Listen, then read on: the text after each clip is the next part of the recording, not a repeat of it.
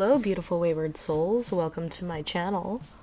I'm going to talk about depression in this episode. I'm going to get real dark.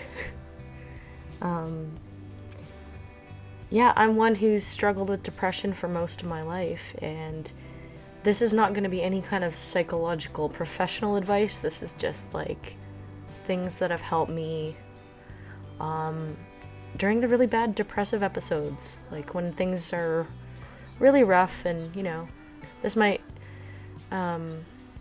help some of you guys, and don't take my advice like it's professional advice, please, but as if I'm talking from friend to friend, like this is kind of just some stuff that's really helped me. Oftentimes when we're depressed, there's this feeling of I can't do it anymore. I'm exhausted. A lot of the times people sleep a lot when they're depressed, and one thing that really helps me is actually like taking that advice and just taking time out from the world, hopefully finding ways to do that. So one thing I would always do is I would dedicate a weekend to myself, and I would just light candles, I would play meditation music, and I would just lie there. Sometimes I'd cry, sometimes I'd fall asleep, but I would just do nothing and not feel bad for it, because sometimes our whole being just needs a break, just needs a rest. One thing that also really helps is creating a space for yourself that is cozy, that feels healing to you, that is relaxing. It's really important to have a home that feels that way, like having really comfortable furniture, having really nice lighting in your room or your space, like trying to design your space in a way that feels really cozy and healing to you. So I want to talk about emptiness too, because when I think about my depression and I really look into it and where it stems from a really empty feeling. And like, what's the point of anything? What's the point of life thing when I look at my depression? And I've even had some recent life circumstances that have put me in a place that felt really, truly like rock bottom. And it really gave me back those feelings of what's the point of life? Like, what is the point of anything? And as dark as that sounds, because I practice like channeling messages from the other side, right?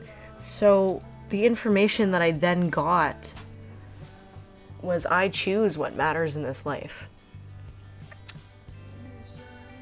And I choose what I want to do with my life.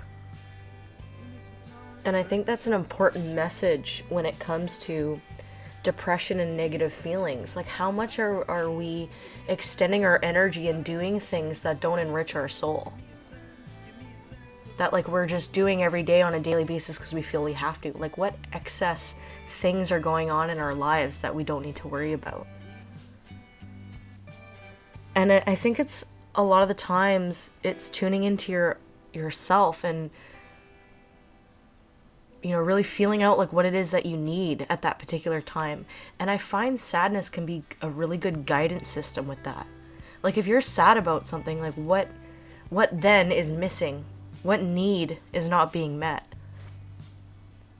If you're a fan of inner child work like I am, I would sometimes do a meditation where, especially when I'm feeling really, really empty, I would do a meditation where I'm connecting to myself as a child and how that child version of me felt and where that emptiness stemmed from and what it is that this inner child of mine actually truly needs in order to flourish. And you kind of build a relationship with you from the past, and you realize, like, I mean, this can get really deep with like trauma healing and things like that, but your inner child, this is the being that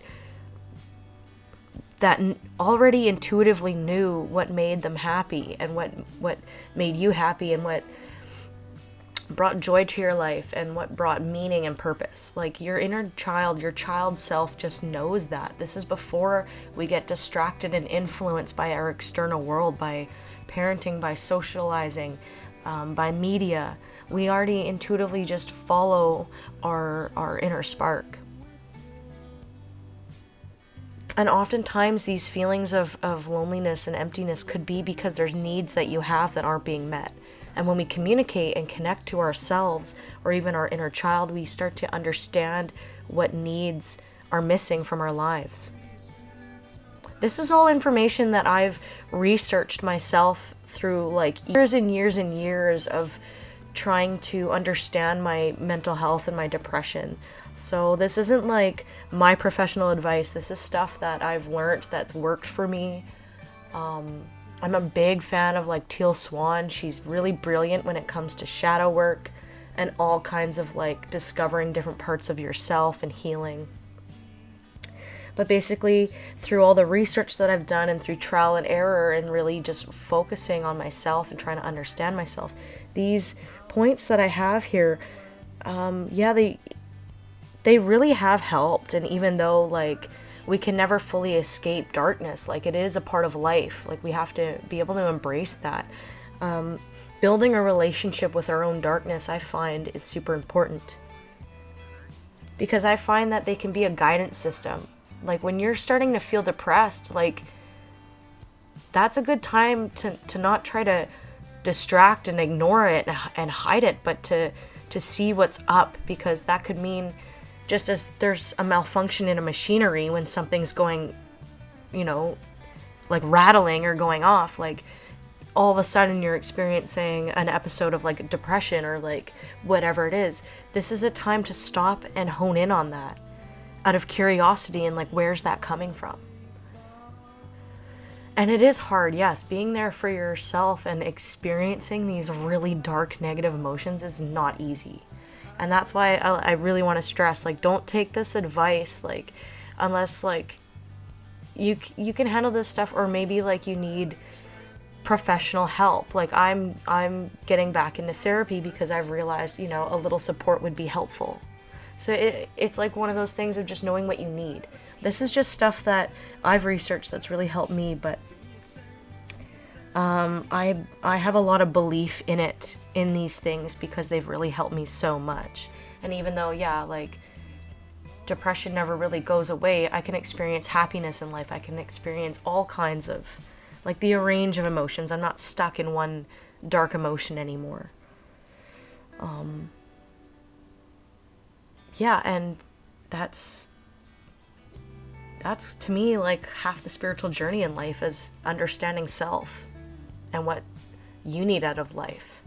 Like, it's a very empowering thing to do, is to just own yourself and be there for yourself and take care of yourself.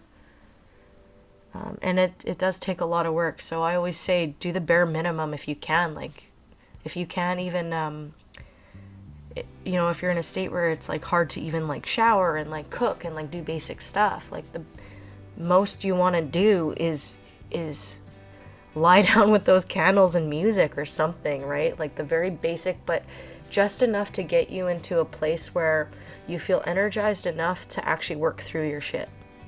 Because sometimes you just need that rest first.